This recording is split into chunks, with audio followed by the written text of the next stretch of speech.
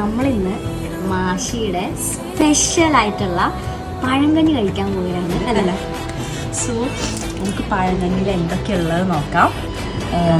മുളകിട്ടതുണ്ട്, മത്തി മുളകിട്ട് വറ്റിച്ചത്, പിന്നെ കടുമാങ്ങ അച്ചാറുണ്ട്, പിന്നെ കപ്പയും മീൻ പുഴുങ്ങിയതും, പിന്നെ കേടും മുളകും.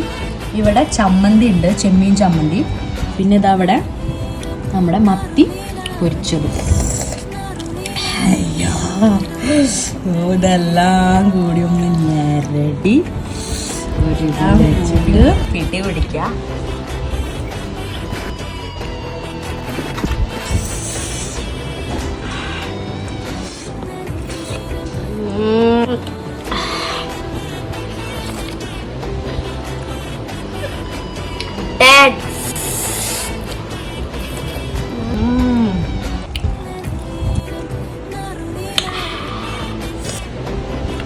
പൊളി